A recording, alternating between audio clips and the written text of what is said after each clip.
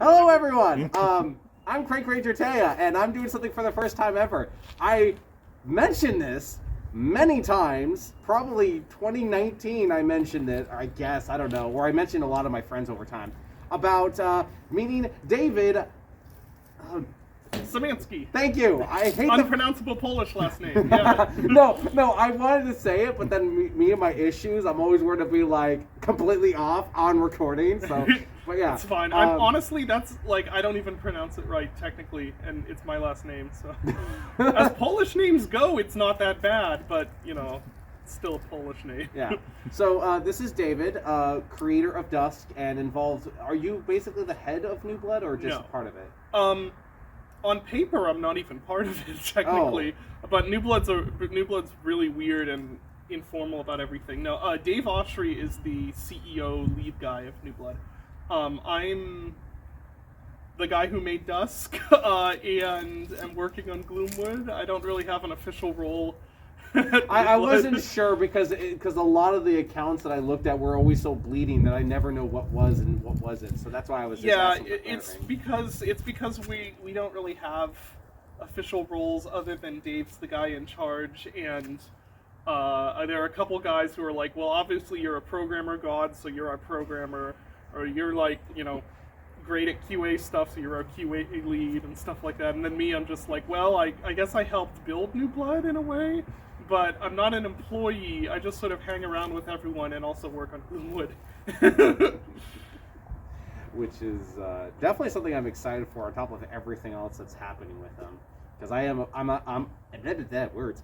a part of the Discord, and I check it pretty often when I can and everything like that and stuff like that. But main focus, Dusk. Probably the question you probably have answered so many times from many different departments, and I know this is never going to get old. What got you the idea to make Dusk? Because my lord, is it amazing of its existence, at least to me. Thank you. Let's see.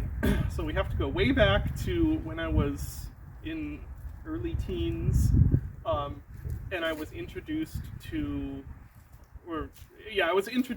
retro first-person shooters through my cousin.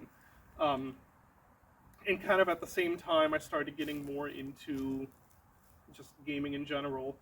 And we didn't really have much in the way of money to spend on stuff, or at least my parents didn't want to spend the money that we had on things like game consoles or gaming PCs. So what I had to game on was, at first, the family computer, and then a little bit later, my own really, old, out-of-date computer we got from somewhere. I don't even remember where.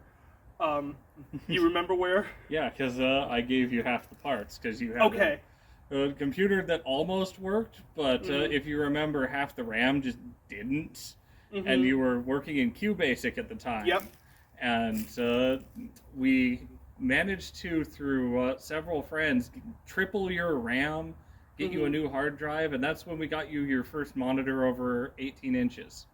Okay, and I'd also remember at one point I either borrowed or just acquired a computer from you. I gave you at least 3 computers. Yeah, there was one in particular I remember that was still signed into your Steam account in offline mode, so I had about maybe a month or so where I was able to play Blue Shift and Opposing Force through your Steam account. I remember that. But that was through your original copy, because remember, we put it on my Steam account because you wanted to try Blue Shift properly because it didn't work good on the CD. Okay, I think I do remember because you had the that, collection, but the second disc was scratched. Mm-hmm. And so we did that, and I felt so bad because it locked it to my Steam account. And so I had bought you your own copy. Okay. I also built that computer. That was the library computer. I built that up with a graphics card that we scrounged. Okay, yeah. So yeah, lots of different scrounged, pieced together computers are at this point, and I couldn't really play anything that was new. So I ended up playing a lot of old shareware, because I also didn't really have money to buy games, or at least at first. And that, created this love for old first-person shooter. At that time, well, they're still old. They don't get any younger, but like even at that time, they were old games.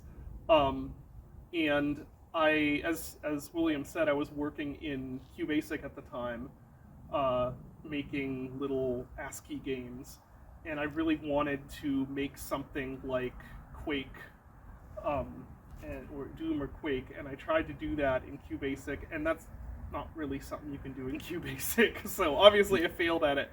But that was around the time where the name Dusk came from, and the really, really, really general idea of the game, of it being like a Quake-looking, retro FPS set in rural Pennsylvania. And then, you fast forward many years later, when I started prototyping this thing that would eventually become Dusk. I was like, once it started looking like, oh, I'm making a retro shooter here, then I'm like, maybe I'll finally make Dusk.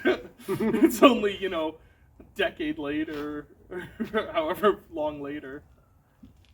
I know how that is, because like, I constantly, I told them this a little times, I always constantly get ideas for stuff. I have old booklets in school of ideas for stuff, but it's like, I can't make games. The only way these will ever be realized is if I paid someone to make it, and that's a lot of money I don't have, But I love hearing stories like that, and just in general, I love understanding where things come from, especially someone who plays the game and loves it to death. Awesome.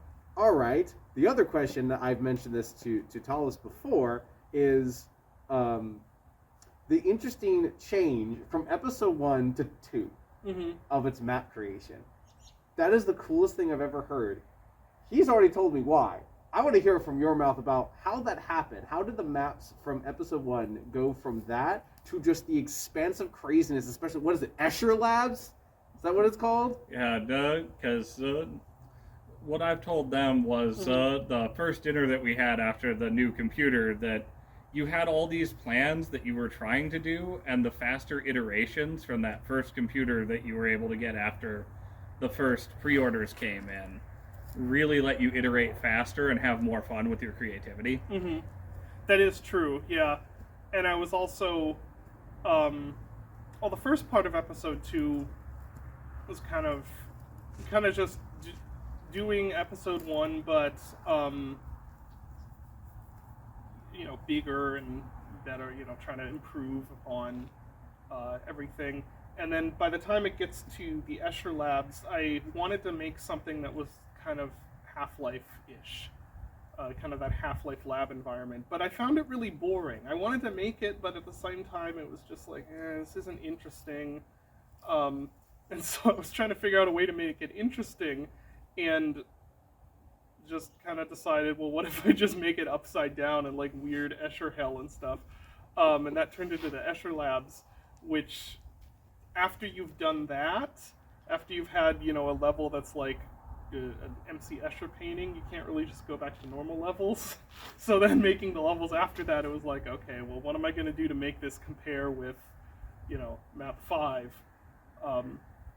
And so that's why, the second half of episode 2 just goes nuts, because I'm like throwing things at the wall to see what sticks, as far as, upping the ante constantly. And yeah, also just having more fun, trying stuff that I wasn't really able to do as easily before, both because of, my own skill, and I had a better computer, and You told like me that. a build took 20 minutes before, and you told me at that dinner party it took, 35 seconds? Yeah, much faster.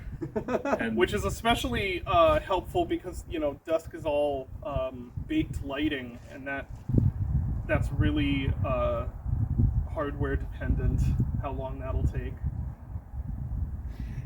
It's just so interesting to me, because like at the time I played Dusk when I was just doing episode 1, and I think I finished episode 1 and then forgot to go back to it, because then episode 2 came out, and then I kept thinking about it, but then I was too distracted with other games I was playing at the time, and then Dusk was fully released, and I was like, oh, I should finish that before I should I was like, I should finish the game before I talk to David. And Talis kept, not necessarily pestering me, but basically just bringing up about finishing it. And so finally I took the chance of like, okay, I'll play it when we're in a Discord. You watch me play through.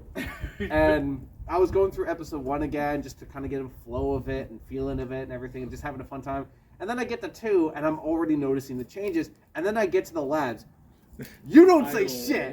You don't say shit. You just said it's your favorite level. Have fun. And so I'm just playing through and everything. I'm like, okay, where is this going? I hit a switch. I walk out. I'm like, wait. You stopped for a solid the floor 20 is seconds. The wall now. What is going on? Yeah. Like first it's just room got a little bit bigger. Okay, fine, whatever. And then you hit another switch, and then suddenly here's an upside down staircase. Wait, what? What's up? Yeah, that was interesting to do because I have a hard enough time with level design, and then trying to do upside like okay, making stairs that look decent is already a thing, and then you have to like make them upside down. Like, okay, wait, well, this texture goes here, and this has to go this way. It's like a brain exercise. And then you threw in that one level in episode 3 where fucking gravity changes. Yeah. My God. So that one, I wanted to do a level like that. I mean, heck, even way back when I was doing QBasic, I prototyped a game about gravity switching, like a little 2D shooter, which never got finished. And so, like, that was an early idea just floating around, not something that I really thought I'd do. And when it got to episode 3, where I'm like, really trying to find as many cool ideas as I can to try and match the end of episode 2. One of them was like, okay, gravity switching, and nothing in Dusk is built around down not always being down. So like, especially with swimming. I'm sorry to interrupt. Yeah. Especially with swimming, the fact that you can literally just go full whatever, and especially when you're in the air, you can do like full somersaults and shit. You can, yeah. So you can like flip the camera upside down and stuff, but it always, thinks that down, the global down is down, and enemies think down is down. All the physics, all the all that stuff. So like the entire game was coded on this foundation of not being able to switch gravity around. And I'm like, okay, well I can't do that then. And I was telling my brothers about this, and my one brother, Evan, was like, what if you just have, instead of having to flip the player over, why don't you just have the level flip? Which sounds like it'd be harder, but actually that was a simpler task. It was not a simple task, but it was simpler. And at the time, I'm like, oh, that sounds like it shouldn't be too bad to do. So I'll just try that and see what happens. And I tried it, and it didn't work perfectly, but it worked well enough that I kept pursuing it. And it was this thing where when I got to the very end, it was like, that was a huge amount of work, and it still only barely functions. And if I knew how bad it was going to be, I probably wouldn't have done it. But at the time, it was like, oh, this almost works if I just get this one thing working. And then you get that one thing working, and it's like, oh, well, it still almost works if I get this other thing going. And then, 50 steps later, and like after a week of work on it, and you're like, okay, well, sunk cost fallacy is now kicked in, and I can't just not do this. That's why the saving in that level is still sort of iffy. It's supposed to save you at the right spot, but I keep getting reports from people where they're like, oh yeah, my save game loaded, and I'm just like out here in the ether. Which thankfully the level just loops, so it's not a... I'm just like, oh yeah, intended feature. Thankfully, I never got to report that because I got through that level without dying or needing to really yeah, it's not that difficult. Reload. Yeah. Oh, and it's all flying enemies too, because I couldn't, since the level was flipping, I couldn't use any enemies that had to be on a nav mesh. Like the soldier, the fucking flamethrower person, the scarecrow with the shotgun. I don't know what their official names are. I just described them. That's close enough, really. Fucking flamethrower person should be the official name, to be honest. But I mean, in Doom, one of the characters' name is Chain Gun Dude. Yeah, like, that's the name. Chain Gun Dude. Yeah, I'm not good with naming enemies. So a lot of them are just like the soldier is just soldier. The goat is Black Phillip. Legally distinct Black Phillip, I should say. Not I don't know what sort of legal rights they have to the character in The Witch, the Black Phillip, but Phillip is also a name for goats. Black Phillip has been a thing for. Okay, so hopefully they don't have any legal rights to that. Please don't sue us, Robert Eggers. Weapons. Yes. What made you decide some of the weapons, especially a fucking crossbow that pierces everything? Let's see. So the crossbow specifically started out with magic. I want a magic crossbow. I think it replaced the chainsaw, because there was a chainsaw in Dusk, but it wasn't really that fun to use, and it wasn't that interesting. It was just like, okay, well, all these other games have chainsaws. Was it in the game? Really I early. saw that build once. Oh, Yeah, okay. It was a really early build. It was like way before any levels were made or anything. Yeah. You showed that off when I finally found out, oh, you live in town again. Yeah, I'm not a very good friend sometimes. Just found out, oh wait, David lives like a minute away from me now, and he never told me. Yeah, so there used to be a chainsaw, and everyone's like, why didn't you keep the chainsaw? Well, because the chainsaw wasn't fun. And actually, you can see that for yourself. If you download the Goodies DLC, there's the build with the chainsaw, and you can see that it's not very fun. So I replaced the chainsaw with the crossbow, and it's just like, oh, it's like a heretic-style magic crossbow. Shoots arrows, whatever. Pretty quickly, it was like, that's not very interesting. What do I do with the arrows to make them interesting?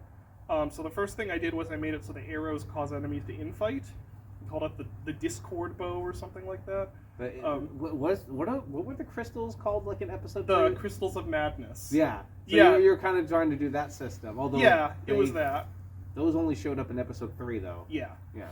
Yeah, I don't think I made the crystals until much later, but that idea of having something to make enemies infight was around for a while. So I did that, and I don't know, it just didn't feel right. It was like complicated and not complicated, but it was like not very intuitive. Like I was figuring players wouldn't really notice that it caused infighting because they just shoot an enemy multiple And just times. keep shooting at yeah, him and just not keep care. shooting them. So then I just changed it to be. I don't remember what the inspiration was for having it shoot through walls. I think it was just like maybe it's like a railgun sort of weapon.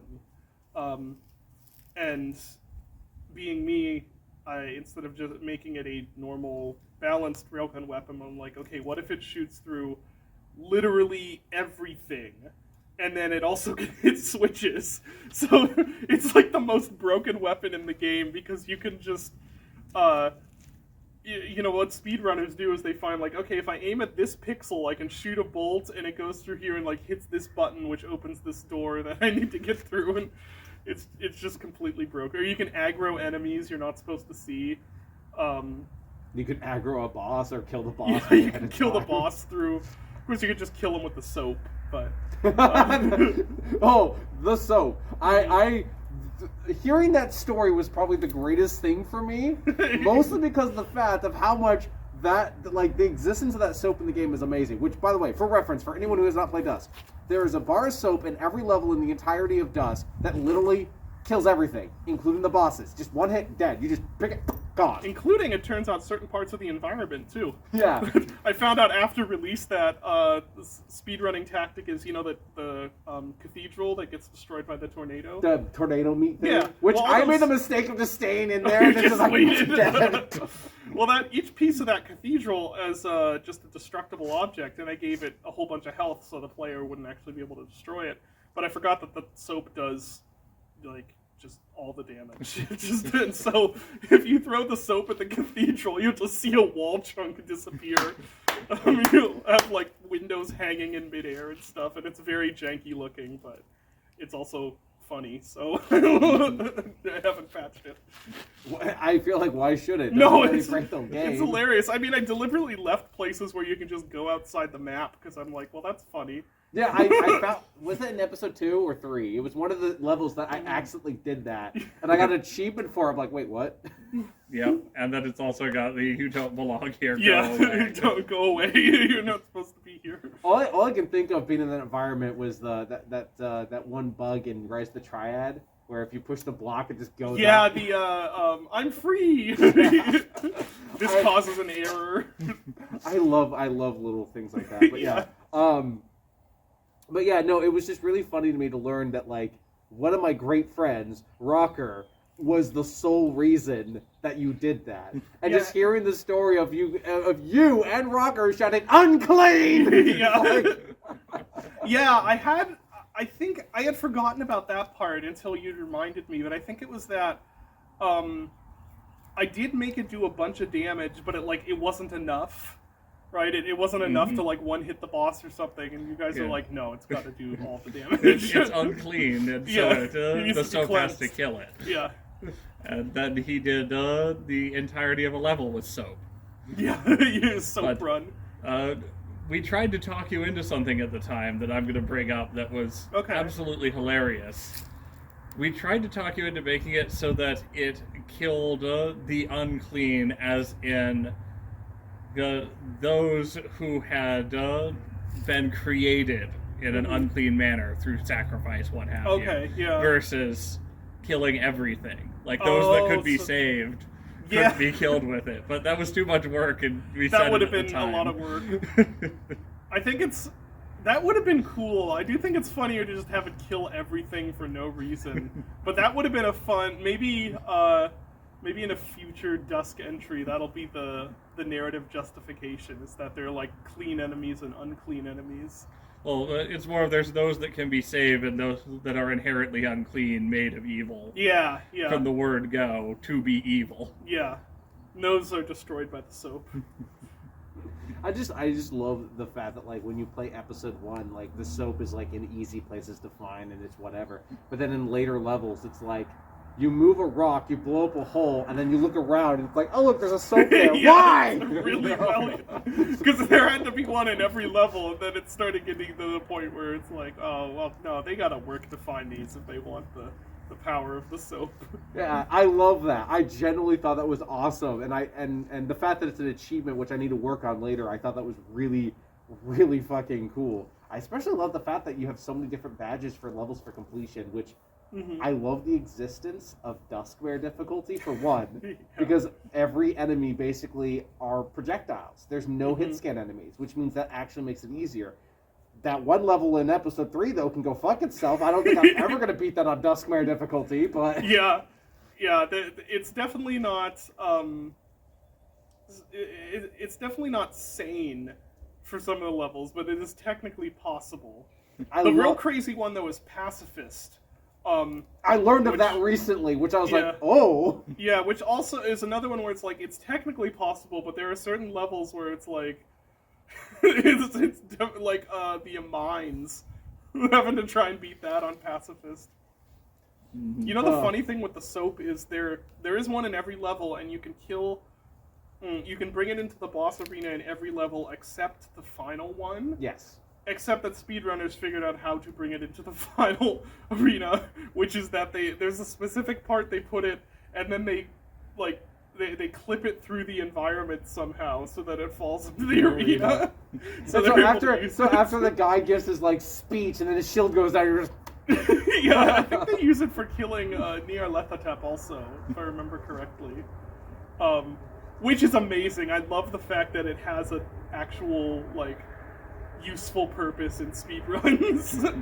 I find it funny that, speaking of the Pacifist, I actually got the Pacifist achievement on the final level and beat the game, and I did not realize that counted. Because technically, even though you get his health to 0, you technically don't kill him, and if you don't kill any of the other cultists that spawn in, you're fine. And then the final boss, which I'll get to that, also doesn't count. So it was really funny. I was like, cool, I beat Dusk. Why did I get Pacifist? Yep, you don't kill either of them, technically. That was our way of getting around, getting around the fact that you couldn't skip either boss. Whereas all the other bosses, you could just, like, run past them if you're good. It was also funny when I found the secret picture. What's the name of it? It's not a gator. Is it a gator? Intoxicator? Yeah. Oh, the picture. Of the wife of Intoxicator. Yeah, that was I think 16-year-old fan who did that. Or maybe younger. I can't remember. It was a fan who neurodivergent fan who made that and sent it to us, and we thought it was just the best thing. So we put it in the game. That's why it says if you interact with it, it says thanks, Jacob. Jacob was the person who did it. I found that by total accident. I'm like, oh, that's kind of cute, and then I dropped in a whole boss. I'm like, oh, okay. Welcome to boss reuse. They're just getting lazy. No, fuck it. It's great. It's amazing. Everything about the game is amazing. Thank you. I'm being sincere, not just to be silly from that comment. I'm sincere. Everything about the game is amazing. I love the difficulties. I love the fact that you did something that so many people don't seem to do anymore when they try to bring up these classic shooters, which is, at least in this game's case, sickle start. It's very rare that I see that, because I thought it was one of the most interesting things I learned growing up with Doom was how they, not only did they make these levels, not in order obviously, but they also designed every level to be made with a pistol start. Yeah, because at least every level in episode 1. I can't remember if it's every one in the whole game, is it? Is it every? I know Romero did it with all of his levels, at least in episode 1. To my understanding, the entire game, both Doom 1 and Doom 2, were designed with the concept of starting with the pistol. Wolfenstein 3D was the same way, because they always had to assume that, not everyone's going to save their game. Some people might forget to save for 3 levels straight, and then they die, and it's like, great, I have to restart from the beginning. They didn't want that feeling. So even though it's a challenge to start with a pistol in certain levels, they wanted it to be beatable with it. And so when I was going through the options, and one of them was basically start with the sickle on every level, I was like, someone did this. You are amazing. Yeah, it's because I knew I'd watched stuff where Romero talked about that was one of his things with Divine. I think you're right. It is because they weren't sure that everyone would be quick saving, and if someone wanted to die and then just start the level over, they wanted that to be possible, which is a weird thing to think about now, because now you'd be like, there's auto why saves, would you there's do checkpoints. that? If you play most source ports for Doom today, it has automatic savings. Yeah. So even if you die, you restart from the level start auto save and everything. Yeah. And so most people don't think about it, which is interesting with most people who make mods for Doom today. Because of autosaves of source ports that you have to use anyways, they never think about that. They don't design it for... Not really. Yeah. They just design levels to be interesting. They don't think about it, because there's some levels that are relatively impossible to finish with a pistol start. It's always interesting because some older Slaughter maps, like Sunder, are designed to beat with the pistol, and those are crazy fucking levels. Even Scythe and Scythe 2, fucking Scythe 2, God. Hey, something to bring up on that. I actually remember the interview that you're talking about, and you omitted one thing, probably because it's used as a throwaway line. In fact, most likely because it's used as a throwaway line. We didn't know how we were going to make the game's save function work, or if the engine would be able to save, until we were a couple weeks from shipping. I had forgotten about that. Okay. I don't that remember makes sense, that, then. but yeah. But that could be hearsay. It was specifically Romero who didn't do the engine design, but did so many levels.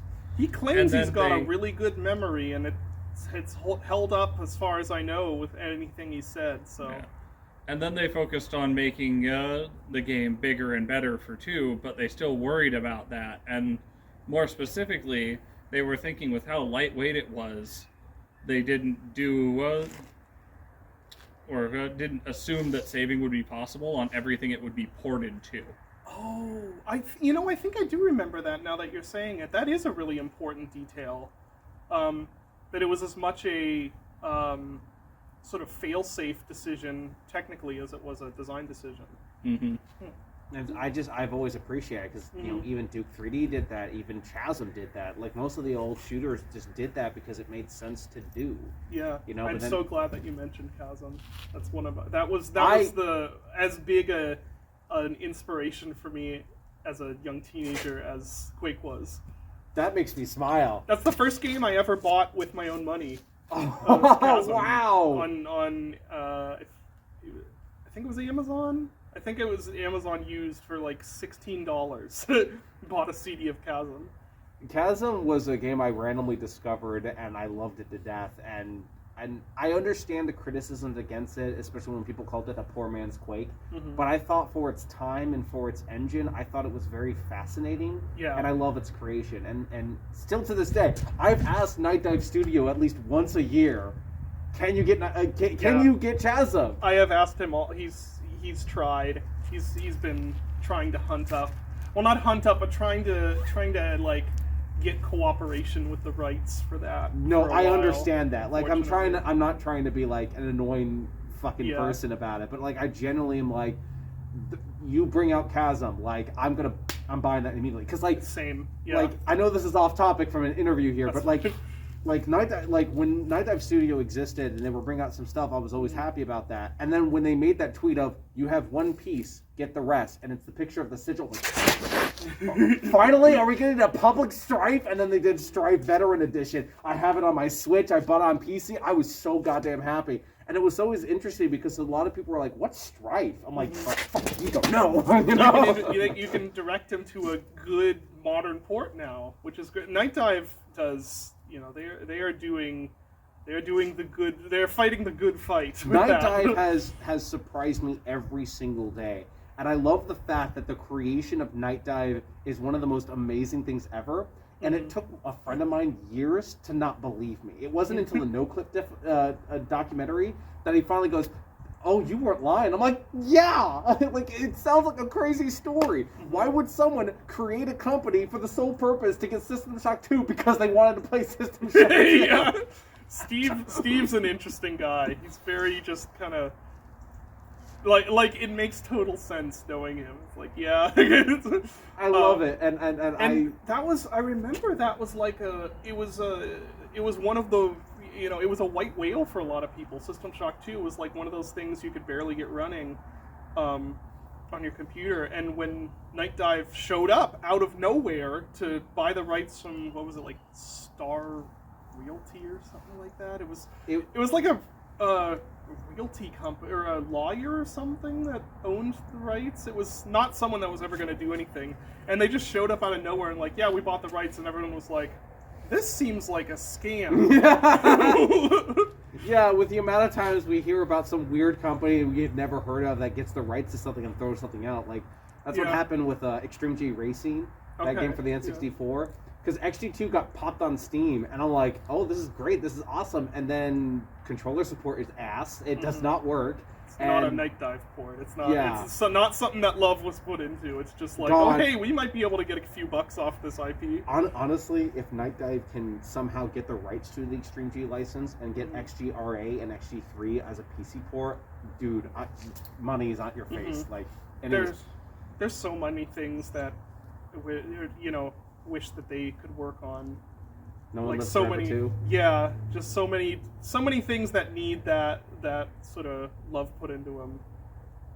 Hopefully, maybe there will be more, you know, companies like Night Dive popping up that actually have good faith in people and releasing stuff. Yeah, and actually, you know, do good work and aren't just putting them out as like some, you know, oh, here's an old license I own, just throw it on Steam and maybe a few people will buy it. Yeah. All right.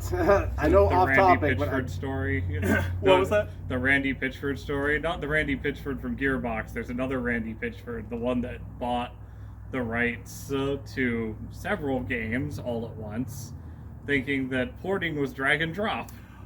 Oh, yeah. Yeah, I remember hearing this, that he bought, what was it, he bought the rights to port a game to console, and he thought that it was like he had no programming I know what you're talking about. Right? No, it's the 3DO port. That story is goddamn amazing to me. So, so one of my biggest goals for collecting games is I want to buy every official version of id Software games from like 2000 below. And so I have the GB ports of Doom. I have a 32X version of Doom, the SNES version of Doom. I almost found a Sega Saturn version, but that got away from me. And then randomly, I was just looking around, and I found in the listing that Doom was on 3DO. I was like, this was on 3DO? Really? And so I was like, I gotta see this. So I downloaded an emulator. I found a really a good source ROM disk, whatever, and I did a live stream of it. it's still the funniest thing to watch to me, even though it was back before like I came publicly trans and I changed my name. But it's always funny to watch because one, it's me discovering this port I've never seen before. Two, I did not sleep at all, so I was up for 24 hours. It was 7 a.m. And I'm playing this game, and then I found out that the game runs like at 16, 12 frames per second. It's even worse because like you would walk through a hallway and it's like running pretty fine. You open the doors like, and you're like, you know, it's like, and I'm like, how do you fuck this up? How do you fuck this up? And so I just thought like the system was just awful and no one could get it working ever. And then I found Rebecca Hirschberg. I forget her last name entirely, but I found this interview story about Rebecca and what she had to deal with, and then I found out, oh yeah, this pastor bought the rights. He said that video games are the wave of the future and everything, and he started making games with the student he made with his congregation. And then he's like, you know what? I'm going to get the rights to Doom. He sent a letter to Romero. Romero saw it, and he thought it was a joke because he's like, I want like $25,000 and the rights to Doom to port it. And he thought it was a joke. So he threw, he's like, okay, fine. Like, we have infinite money. Yeah. Sure, why not? And so he gave him the money and everything like that, and that was that. But the worst part was how he, even before, as it's described in Rebecca's words, even before the ink was dried from the contract, he started going to magazines saying that I have the rights to Doom. I'm going to make the best Doom ever. It's going to have new levels, new weapons, new enemies. It's going to be amazing. And just had zero idea what he's doing. And then it wasn't until later when Rebecca was asked to help, she thought it was, oh, I'm just going to go in, polish some bugs, some porting stuff, and go from there. But one of the lines that kind of tipped her off in a weird way was after she got an agreement and everything like that, the guy was like, okay, when can you finish it? And he's like, oh no. I need the stuff. He goes, yeah, but when can you finish it? Well, okay. I need to see it first. Yeah. And for weeks, like, she didn't get anything, so then she contacted John. She got the Jaguar report because that was officially made by id. And so then she started working on that. And then she found out that, like, by the time she got the stuff and was trying to work on it, they wanted to get this released for, like, Christmas. This was, like, August? And obviously, with the time period of everything, she needed to get this done in 6 weeks, just enough time for the stuff to get pressed and then shipped out for the Christmas release time. So she had 6 weeks by herself to customly make the game work on a 3DO. And there's a video where she talks about if you know programming. I don't know shit, but it was really interesting to learn where basically she said everything that works normally in Doom breaks on a 3DO. So she had to do a bunch of coding, wraparound tape just to get the game to work. And she even said in her own words that if she was given at least 2-3 more extra months, she most likely would have gotten the frame per second stabilized and actually playable. But she didn't have the time. All she cared about was getting it stable, working, and ship it. Yeah, because you have a time constraint at that point. Yeah. And then after she did that and everything, he's like, "Where's the new levels, the new weapons I promised people?" And that's when she learned that day that he literally thought that if you just drew a picture of God, uploaded it to the computer, it works. I'm like, how does this person exist? Oh my god. Oh. I know we're going off topic, but I don't care. I'm more focused on just having a fun conversation about shit. But oh man. But I loved so many different ideas that you did with Dusk overall. I thought it was very interesting, when you added, when there's that first power up you get, which just basically makes you shoot fast. I was like, oh, that's pretty cool. And then you had the climbing ability, which was, it took me a while to figure out how to use it correctly, but that was really cool. And then there was levels where I feel like I'm breaking the game because it exists. I'm glad you like that because Dave hates that power up. He's many times since the release he's been like, we should just patch that out. We should just remove it. I'm like, no, we're not going to remove the power up, Dave. He's like, it's terrible. No one likes it. Right here! Because you don't like it. That means no one likes it. It's so much fun to use, and I've never done any of the multiplayer stuff, But I have a feeling that exists in multiplayer, which sounds like it's going to be funny just to have someone climb up in a corner of the map and just like bang. I'm trying to remember. It's been so long since I did anything, since I jumped into Dusk World. I can't remember if we put it, I think it's probably on at least 1 or 2 maps, but I can't remember where.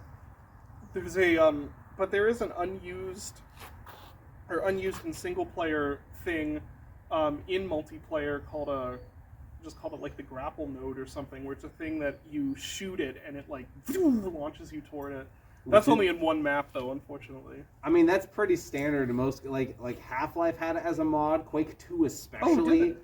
Yeah, people have modded grappling hooks in almost every game in existence, and it's always the best thing ever. It's what made me so fucking happy with a first-person shooter that I really wish would get an HD PC remaster update. 007 Agent Under Fire has a multiplayer mode where you can actually have a grappling hook, and it grapples to everything. Yeah, it's a proper one. It's not like the Nightfire one, where it's like, okay, well, these hooks you can go on. The Agent Under Fire one is like, okay, shoot it at a wall, you are now attached to that wall. Yeah. Like in single player, like it has specific locations. In multiplayer, you can literally just go ring, ring, ring, ring, and I do that all the fucking time. I remember that being a blast. And so just knowing that people modded grappling hooks in all the Quake games, Quake 1, 2, and 3, and Half-Life even had it. People are still trying to mod grappling hooks in a lot of other games. It is the coolest thing ever, and I love its existence. So I always appreciate when a game adds it and actually does something really cool for it, especially for an arena shooter. Yes, it can break the game, it can make balancing kind of bullshit. That's why you use it in rare occasions, or let a modder have fun, you know? Yeah. And then the other power-up, which clearly had to be a reference to Super Hot. Yeah, it was. And that is amazing to me. What is it? Serum of blistering heat. Yeah. Which internally we just refer to as the super hot power-up, because that's what it is. It is cool. It is cool when I first got it, but there's been cases where I used it and it didn't work as amazing as I feel like it, and I think it's maybe because I play the game probably different than what the power-up kind of wants me to use it as, because like, you know, everything moves and everything if you move. And so the problem is that if you're using a slow-firing weapon like the fucking rifle, you gotta move. You gotta move just to have the reload, just to switch weapons. And so it's such a nightmare. But that is not a complaint as if, like, it's bad. Please do not take that that way. I mean, in hindsight, probably should have made the weapons reload faster. Yeah, it was... In that case, it was... There's so much jank around that power-up, and so many things that can not just break, but, like, really break in the game surrounding that power-up. Like, there was this bug where... Like, we're not talking bugs like, oh, okay, the player has to reload a save or something. We're talking ones where it's like, oh, we have this bug where if you exit the level with the super hot power active, the entire physics engine breaks and you have to restart the game. Otherwise, your player, like, moves at 3 times the speed and but it can only jump like an inch high, and all the power-ups are going like really fast, and like everything just breaks horribly. Part of me feels like you could like turn that up as a secret modifier where just everything goes super speed just for the fun. Yeah, like, actually that would have been a fun cheat to add, super speed mode. That would be really easy to add, actually. Just do like timescale ×2. Super speed mode. I love your description of the jump situation because it reminds me of some other games where, and obviously I don't know programming, so I don't know how simple or hard this is, but it always reminds me of a bunch of games that ties a lot of their physics or certain movements to like frame rate or processing power.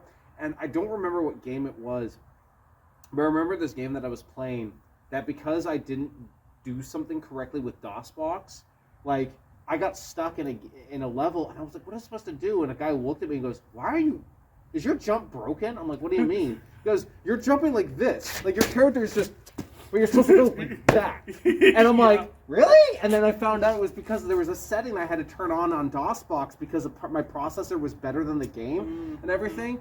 I always find it funny. And oh yeah, there's also this fighting game that almost no one remembers. But I always love it because the music is just killer. And it was Cyber Gladiators. Okay. And that I loved playing that game, and then as an adult, I found out that is a game that ties speed to the processor. Mm-hmm. And so most fighting games, your character's like this, you know, Mm-hmm. ready to fight. In this, I was like, It's like, like it's so fast. Like your cars are, you know, and the game's over in like 2 seconds. And it's always funny when I learn about that, but then it just makes me wonder how that works and how it processes it. And then I always love it when people find ways to break it. I like how there's a subset of people whose entire job is, how do I break a game in a funny way? Mm-hmm. So learning about that with Dusk, like, seriously, that is hilarious.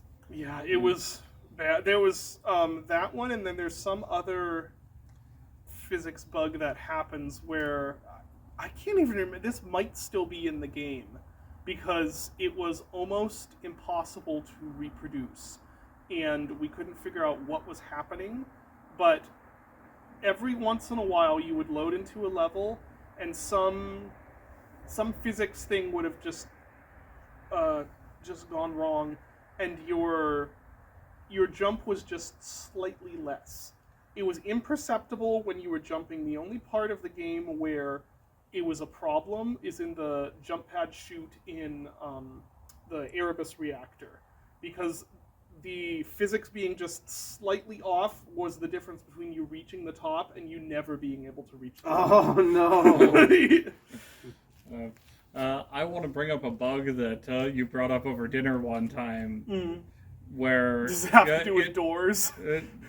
The doors one is a separate one that I would bring up later, because we had a great discussion about that involving another game that had wonky doors at the time. But it was when you decided that you were going to let power-ups stack because you forgot something when you were setting it up so that you could have multiple power-ups at the same time. You didn't set it was attack as a timer.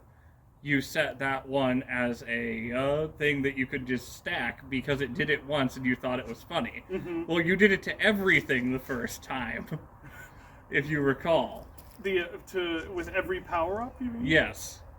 So you could double up on everything, and it worked hilariously. In fact, you could double, triple, or quadruple up for speed, and that was fun. But if you did it just super hot, the physics engine just broke and the game crashed. Stupid power up. That was something that I learned that I didn't know was a thing. Like, because there was this, I forget which level it was, but there was a situation where there was 2 of those shoot speed power ups, and I just thought, oh, I'll pick up one of them, use it for a bit, then pick up the other one to reset the timer. And so my guns were like, my pistols were like, and then it was, I'm like, what the fuck? You can stack them to the point where the only thing limiting your fire rate is now the literal frame rate of the game. Remember when you brought it over just so we could put it on the 1080 Ti when I got it, and we just stacked power-ups as far as we could? Yeah, I do remember that.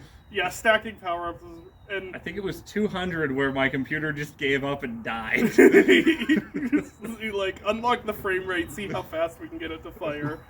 That's where all the animations just don't even work anymore. It's always funny to me having that power up with certain weapons, like the speed power up with the mortar gun is always funny. just how it sounds. Yeah, it sounds just like how a it jackhammer sounds and the bouncing of it in rapid succession is amazing to me.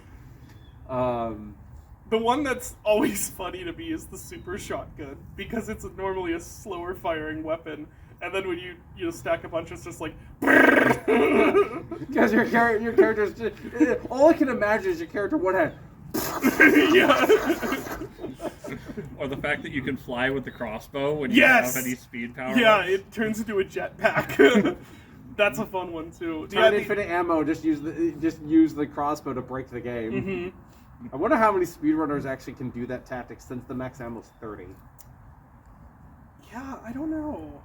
I don't think I've ever seen it used. I don't think they don't really use the crossbow very much for boosting, which I'm surprised by. It might be just an ammo thing. Yeah. Because if you're speedrunning, you're really not looking for ammo, and the crossbow ammo is usually an off-beaten path. Yeah, that's probably why it is. And also, they probably want to preserve it for shooting buttons and stuff. That too, or just kill a boss really fast. My favorite bug,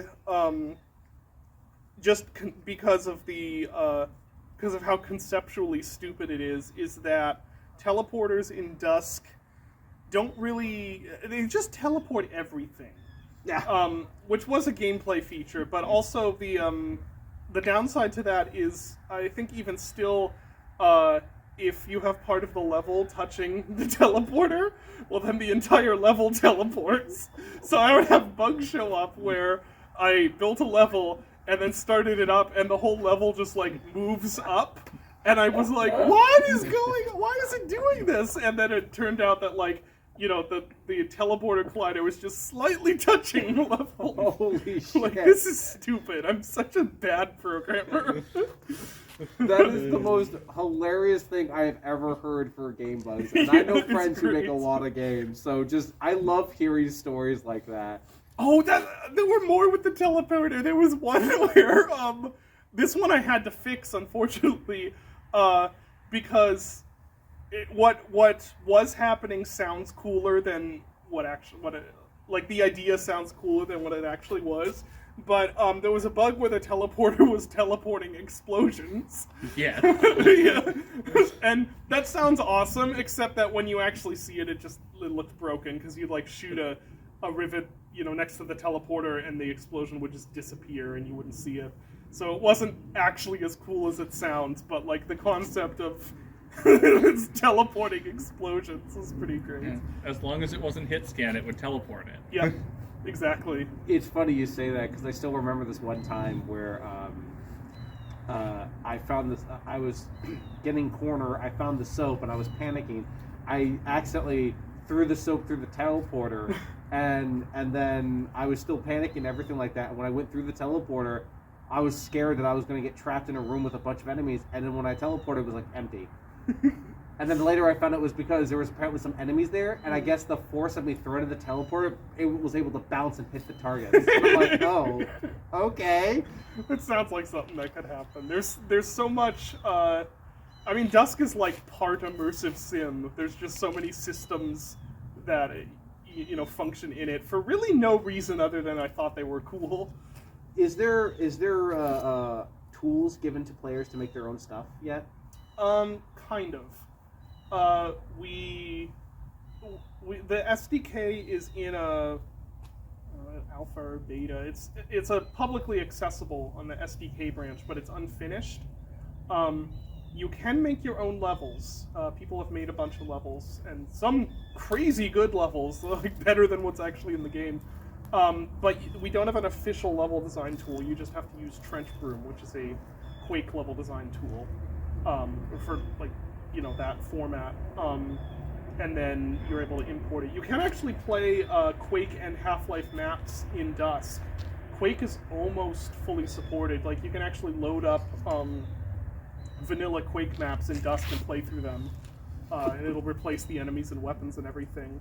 That's amazing. Yeah, it's pretty cool. I've always been curious, because when you made that statement before, I'm just like, if you release an official thing, I'm excited to see what people do, because the shit that people do with Doom still to this day always blows me away. It's insane. I like when this one mod called Total Chaos got announced. Yeah, I played that. I saw that and I was like, oh man, this looks really cool, and I had no idea it was a Doom release. It's like, oh cool, and Unity game, and it's like, no, this is a Doom mod. And I'm like, look, I know people are fucking amazing with Doom stuff, but my mind goes, no, this can't be original Doom engine. There's just no way. It just doesn't feel possible. Yeah. But, like, look at it, That's the same guy who's making Turbo Overkill. I think that game is. I don't know if you played that demo. It's another. Not yet. I'm always behind when it comes to Doom stuff, because there's always it's not a Doom. It's a standalone game. Is it? Yeah. It's fun. I played Okay. the demo. It's kind of in the same vein as like Proteus or Ultra Kill. Not the same mechanically as Ultra Kill, but that same sort of like hyper fast, slidey, shooty. Mm-hmm. I guess Proteus isn't slidey, but it's very shooty. Did you ever play Viscera Fest? Viscera Fest? Oh, is that how you're supposed to pronounce it? Yeah. I'm bad. No, yeah, I haven't played that. I picked that up the day it was announced, and I streamed it, and I was having a ball of a time, and I've already seen the preview for Chapter 2, like, already. I cannot wait to see what this game goes through. Yeah, people seem to like it. Now, one thing I want to remember when that was he was making that in Blender. Oh, shit. We were like, wait, really? I think it's in... Unity. I want to say it's Unity. It feels Unity. Anyways, so some Dusk stuff, because I'm always thinking about stuff, and then it's just trying to remember how to phrase it. So, what got you to create the story of it, or did you just wing it and didn't care because you wanted to make a cool game? Pretty much that. There's Dave. He produced Dusk. Has as much creative force for the story as I did. Maybe he's really the one who wrote all the the dialogue you hear at the end, and kind of wrote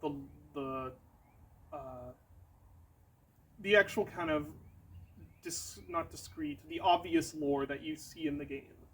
And then for me, I would he wrote most of the wall scrolls, and we call them wall scrolls, like the text on the wall, and thought of the narrative reason for the direction you're going. And for me, I was mostly concerned about making the level progression, like the places you go through and the stuff you see. So it'd be something like, I've made this level where you go up to the Sky Lab.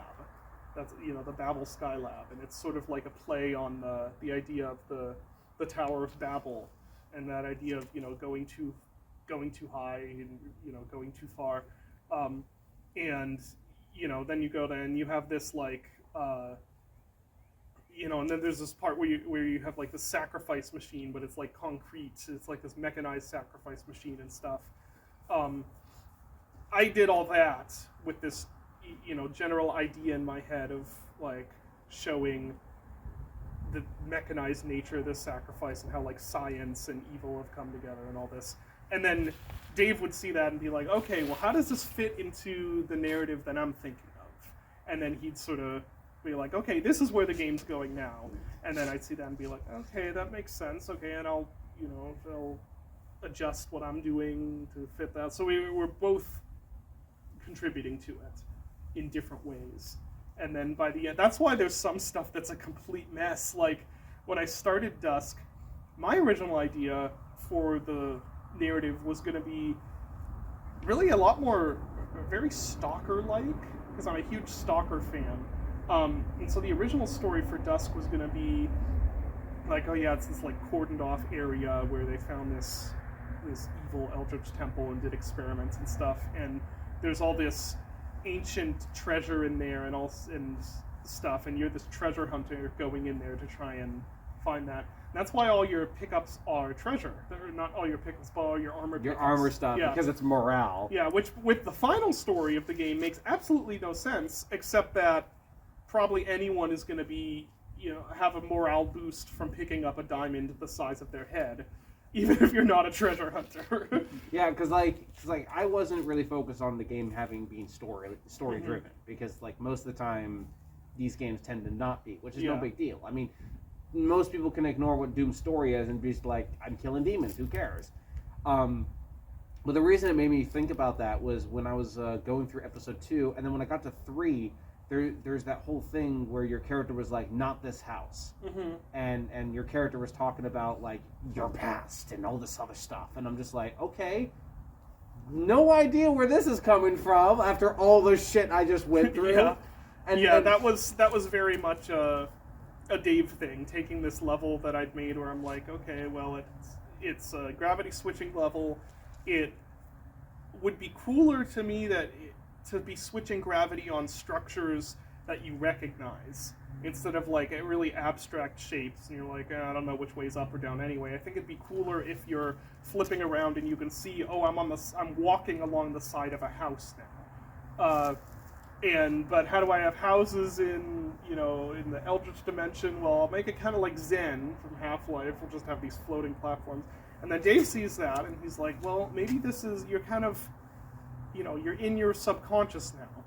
I hadn't figured you'd be in your subconscious, or not your subconscious, but, you're like in your own head, sort of, reliving these memories. I had figured you're outside of reality somehow, but I hadn't really thought about, okay, it's your memories. And he's like, okay, yeah, maybe this is about this happened to his family. And I'm like, okay, yeah, that fits.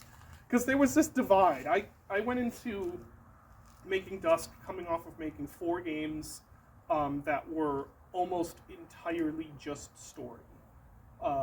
There was not really any gameplay to speak of. They were just narrative-driven horror games.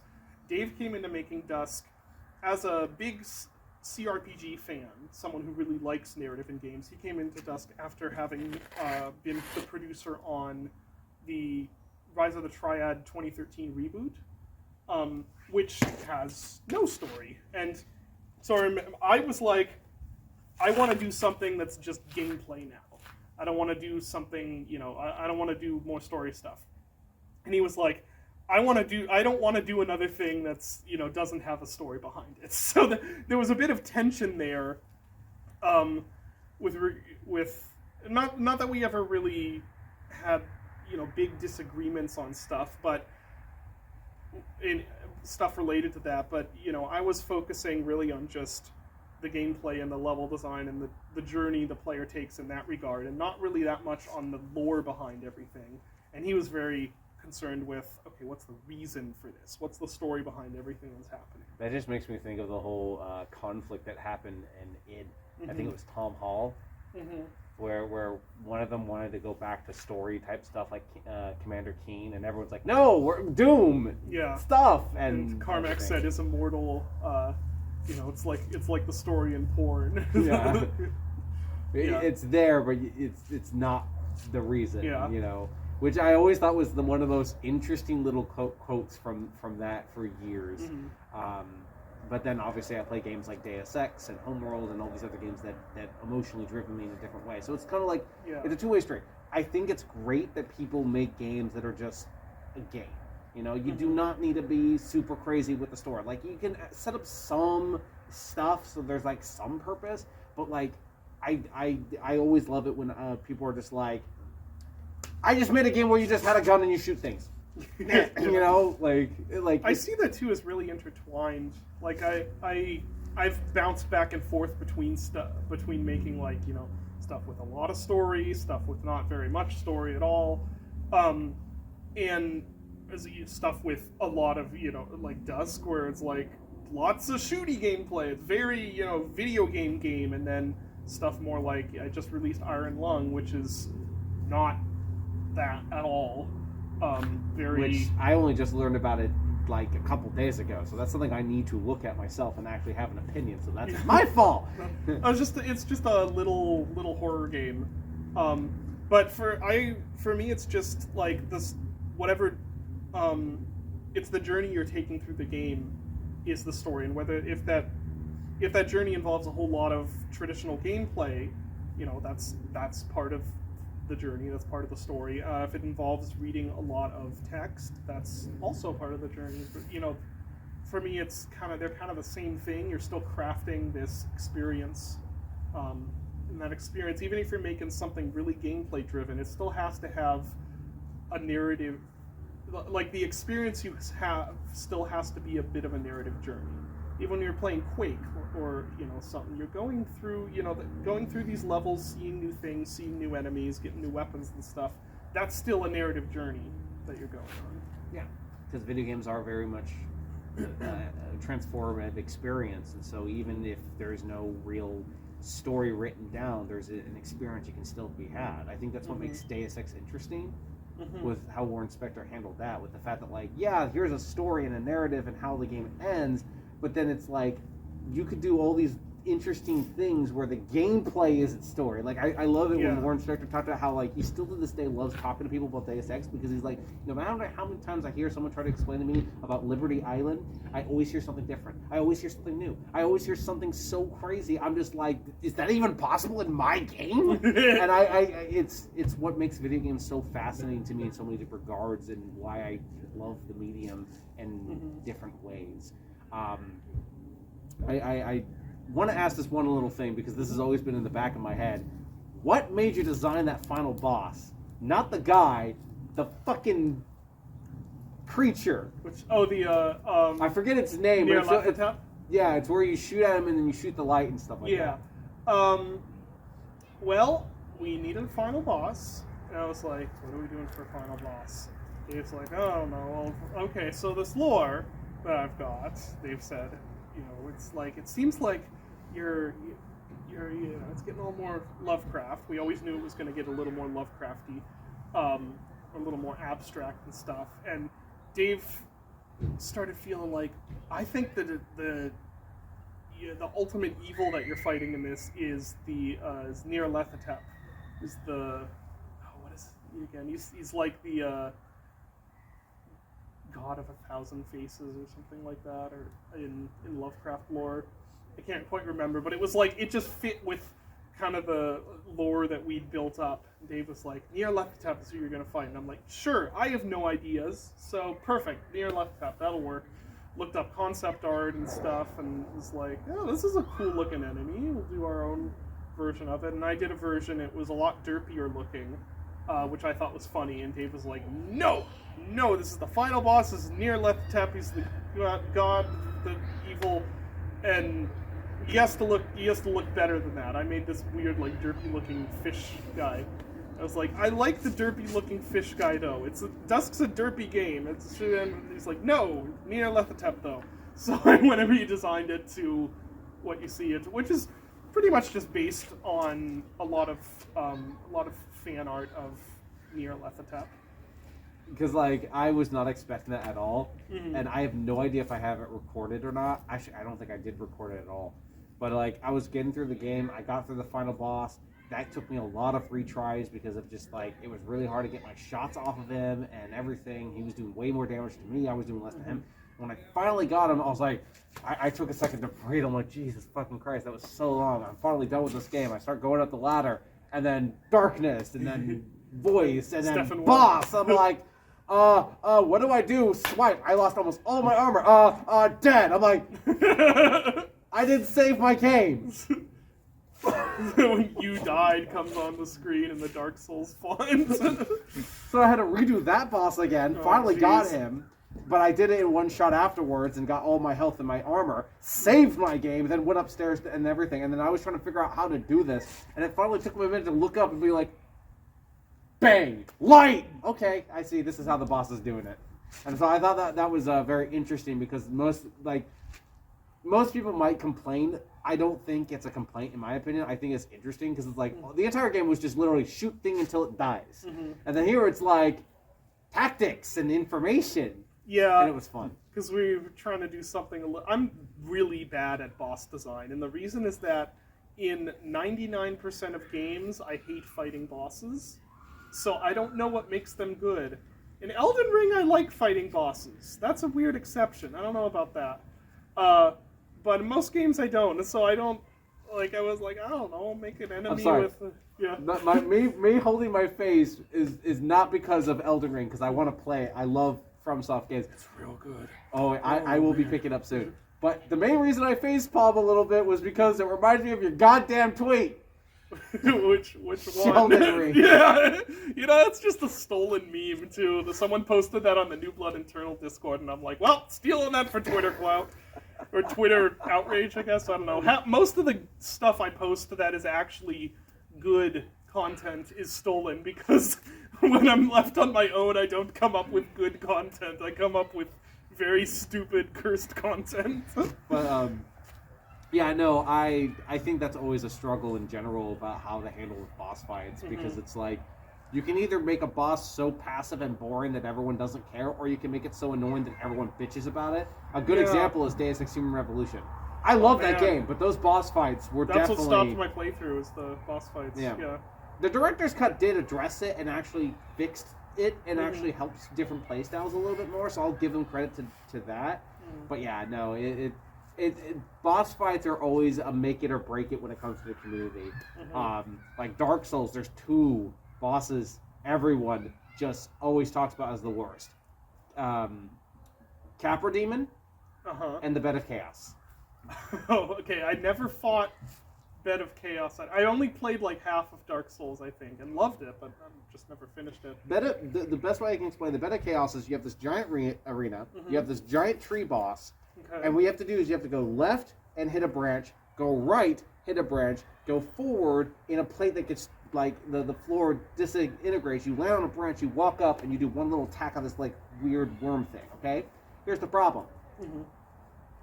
Once you hit one of the first roots, the floor collapses. And as it collapses, and it's not like they all collapse, they collapse as you start to walk. Oh no! So you can fall in it. But then, the enemy will do this. And if you get hit, you get flinged. And so you get flinged into the pit. So it's a thing where it's like, simple but not easy. Like that boss fight is not fun. There's nothing you can do. You can't stun it. You can't make him not attack for a second. No, he's just constantly swipe. So you just have to be really good at dodging, or can't even dodge really. What do you do to beat him then? Literally, you know what you do? You go down, you hit the first route, you hit quick game, you load your game up, you start at the top of the field, you go down the elevator, go to the right, and try to hit the next one, quit game, go back to the stop, go down, walk forward. You know, with the menu. knowing From Software, there's like a 50% chance that is the intended way to play too. They've apologized for those 2 bosses in Have particular. Because the Capra Demon, the only reason people hate it is because you're in this tiny arena. You don't have a whole lot of movement, and you have 2 dogs that bleed you with this enemy that just is very quick on attacking you. And if you're not prepared, you're gonna die. Because those 2 dogs can stun lock you. He can jump on your ass, and the arena's so tiny you have no way to really heal. So that boss has always been one problem, but the Bed of Chaos is the one that everyone has hated still. And they have apologized that, yeah, that was really, really bad in design and we probably should have done better. Like, it's one of those things where their intention was supposed to be with the story, but the actual design is really bad. You know? I love the stories about Demon's Souls and Dark Souls because they were still trying to figure out what too far was, and they defaulted to going too far. With like stories about like pre-release Demon's Souls where like curses would stack, and it was just impossible, and you know, people like press trying it and just being like, "What is happening? What is this game?" I love it exists. Yeah. I especially love how Elden Ring has been turning out from everything I've seen, and it's funny. It's so good. It's funny because my intentions for Elden Ring was literally I was not interested. Same. Because I haven't played a From Software game since Dark Souls, and I was like, why would I play one now? I have like all of this backlog I need to play first, and then I was like, I don't know. For some reason, I feel like playing it, and it's so good. See, my reasoning behind it was when I saw its announcement, I was like, oh, this looks pretty cool. And then I saw Elden Ring. I'm like, okay, From Software game. I'm like, I thought it was going to be Dark Souls 4 because it looked like Dark Souls 4 to me. Yeah, but it very much, new title and everything. And I was like, okay, new title. Not sure why new title, for what reason. And then I saw George R. Martin. I was like, nope. Because I mean, again, I'm not trying to give too much shit to the dude because I respect like what he does. But I just, like, after what I've seen and experienced with his writing and the situation with Game of Thrones, I just like, really, I don't care. So I ignored it for the longest time. I never looked at any gameplay. I didn't look at any new information. It wasn't until a friend of mine had me watch them play, and I discovered there's a dedicated jump button. It's actually used in combat and for dodging. There's a crouch button for stealthing, and there's the underground stuff. I said, fuck it. I'm buying this game next week. Like, oh my god. It was just really funny how, like, I was ignoring it, and now I want it. Yeah, that's exactly what happened with me. For me, it was, it's such a little thing, but for some reason, for me, it was seeing all of the stupid memes around the community features. Whereas, people like calling every four-legged animal a dog and stuff.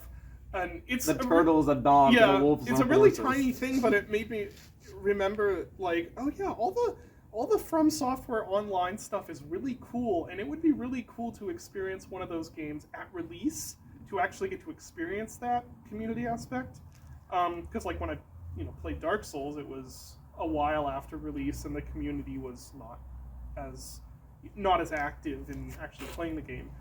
And I think that's what sort of bumped me over into, and then I started, remembering how awesome Dark Souls combat feels and stuff. I'm like, oh, I could go for another one of those games. And then I started playing, and I'm like, this is amazing. Like, this is so good.